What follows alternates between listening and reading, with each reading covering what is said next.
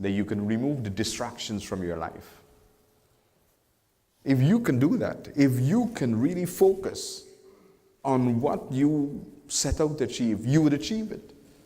But most times people don't achieve what they want to in life because they allow distractions to affect that pursuit.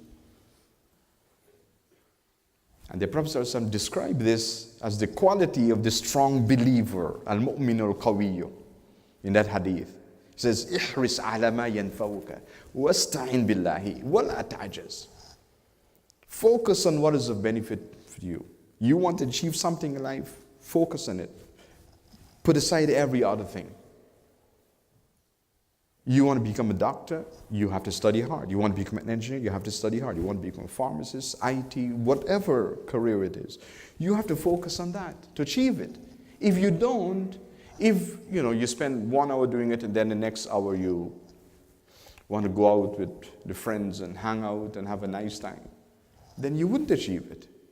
You have to give up certain things in life to achieve what really matters.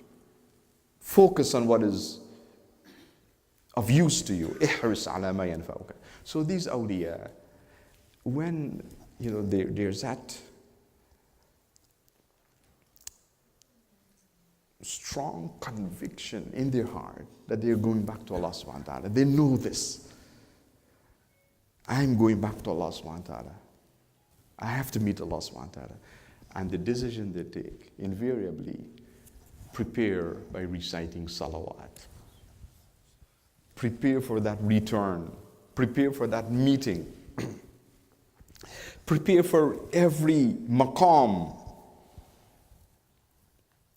in the remaining journey of your life with Ṣalawāt.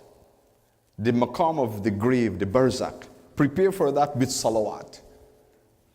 The maqām of resurrection. Prepare for that with Ṣalawāt. The maqām for judgment. Prepare for that with Ṣalawāt. The maqām in the akhirah to go over the sirat. Prepare for that with Ṣalawāt.